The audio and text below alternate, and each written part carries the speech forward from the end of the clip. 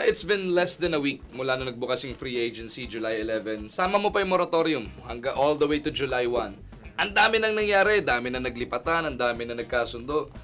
Pero hanggang ngayon, no, yung Dwight Howard mula pa nung last season, wala pa rin nangyayari.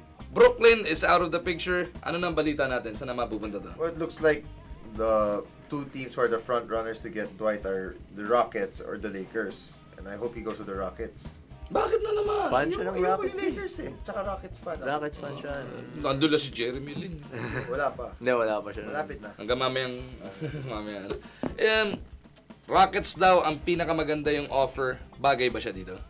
Bagay naman siya kahit saan kasi hindi naman siya yung... Bagay siya sa Bobcats? Oo, kay Jordan naman yan. Okay. Bagay siya kahit saan kasi hindi naman siya yung parang matakaw sa bola. Actually, nagdi-defense siya, the help defense. Pwede siya primary defense din, pero mas bagay siya sa LA.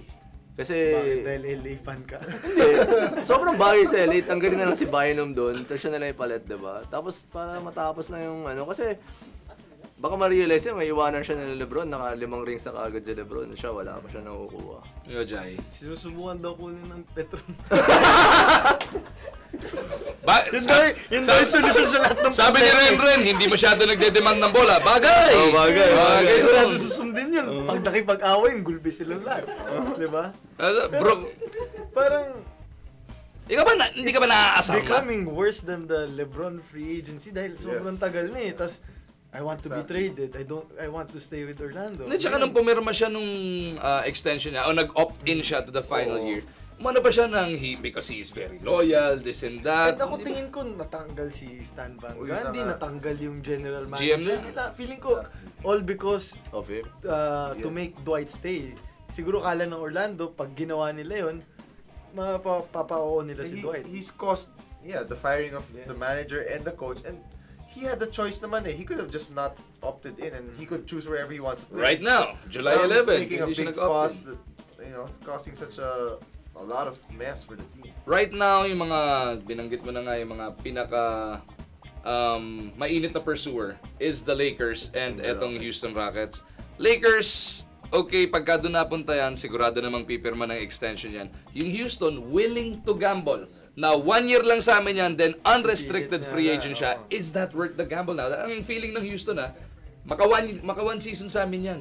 Maliligawan namin yan, may in love dito sa Rockets organization yan, sa Houston mismo and Texas State. Feeling nila, mapapa-extend nila. Well, the good thing is that there's a precedent to that with Deron Williams and the Nets. Same thing with the Nets, they took that risk. They were confident with their cap space this summer.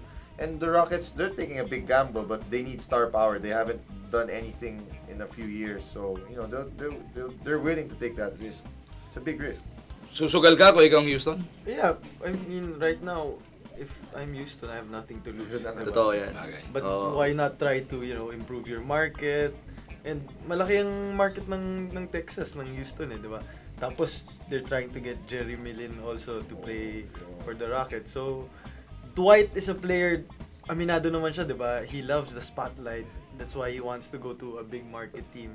So, I mean, why not? Is Houston a big enough market? Hindi, New York, di ba? Pero ito lang, I just read somewhere that, when Yao Ming was there, T-Mac, his fame totally rose up. His jersey became number 2 in the world. And that's just because of Yao Ming. Now, you reverse it, you have Jeremy Lin, put Dwight Howard beside him, who's really an all-star, a superstar in the league. And what more for his popularity? But that's if Jeremy Lin is there. So, baka inaantay din niya kung ano mangyayari dito kay Jeremy Lin. Si Carmelo Anthony mismo, tinawag na ridiculous yung offer ng Houston dito kay Jeremy Lin. Pero the Knicks, kumuha na ng Felton. So, malalaman natin in the next few hours kung papasok nga to si Jeremy Lin. Abangan na lang natin itong drama kung ano mangyayari kay Dwight Howard.